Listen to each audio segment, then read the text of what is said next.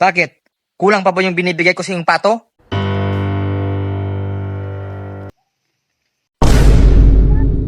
Kakainis!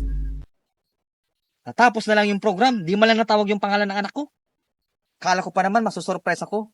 With honors, wala man lang.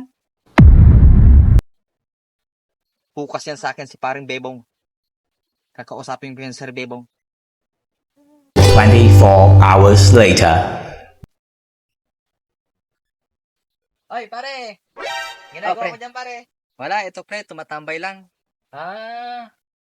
Inaabangan ko kasi si Sir Bebong. Pare, napansin mo bang dumaan si Sir Bebong? Sir Bebong? Wala pare, hindi ko napansin. Bakit? Wala pare.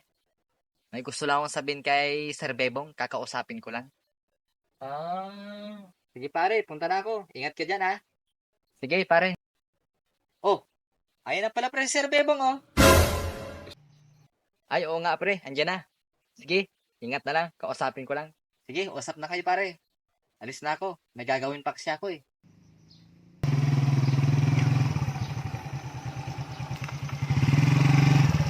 Paring Lamutak, good morning. Ikaw pala yan, ano atin?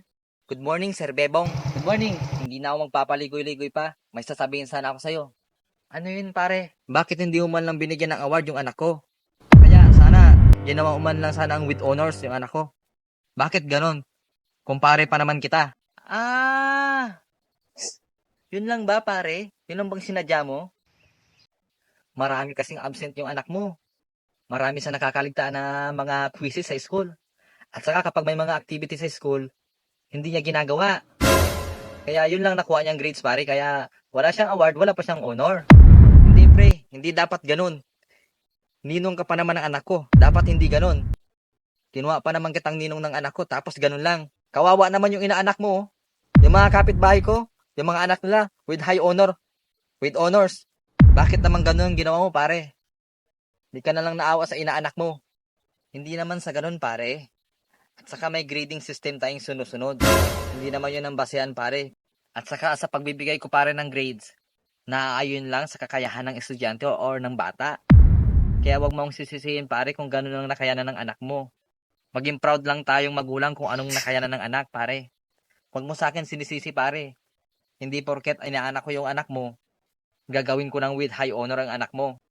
Hindi pare, hindi ko matatanggap yan. Ang dami ko pa naman sa'yo binibigay. Lagi-lagi kitang binibigyan ng pato tapos ganun lang. Kung alam ko lang pare na ganun ang gagawin mo sa anak ko, hindi na sana kita binigyan ng pato. Halos linggo-linggo, binibigyan kita ng pato pare, alam mo yan. Sana ginawa mo man lang ng with honors ang anak ko. Ang pagbibigay pare, kusang loob. Kulang pa ba yun? Hindi sinusumbat. Kung alam ko lang pare na isusumbat mo sa akin, balang araw ang mga binigay mo sa akin, hindi ko na tinanggap. Tinanggap ko lang yun pare kasi alam kong kumpare kita. Hindi ko naman alam na may kapalit pala. Ang dami-dami mo pang sinasabi. Teacher ka pa man din. Hindi mo magets-gets kung ano ibig mong sabihin kung bakit kita binibigyan. Kung alam ko lang sanang ganyan ang gagawin mo sa anak ko. Ni isang pato, di na kita binigyan. Ayan pare, kapag may ibibigay ka, hindi ko natatanggapin. Para walang samaan ng loob. Diyan ka na nga! Magmula ngayon, tandaan mo to pare. Hindi na tayo magkumpare ngayon. Sige pare, ingat na lang. Kahit hindi mo ako ituring na kumpare, para sa akin kumpare pa rin kita. Sana walang samaan ng loob. Sige, dyan ka na. Alis na ako. Ingat na lang, pare. A few hours later. Grabe, pare. Palingiro ka na ng anak mo. Manang-mana talaga sa'yo. Congrats. Salamat, pare. Ikaw din, pare. Nagtaka ako dun eh. Nagulat nga ako. Ang galing pala na anak ko with high honor. Grabe. Congrats din tayo, pare. Salamat, pare. Salamat. Pabili nga po. Uy, si paring Lamutak oh.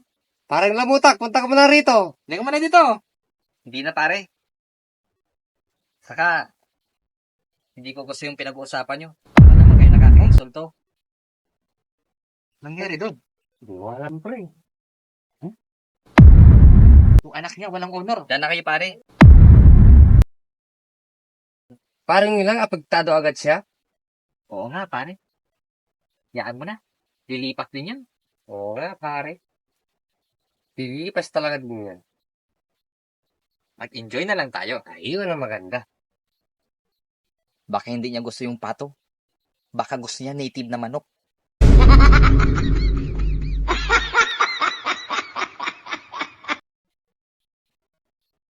Susunod na lang.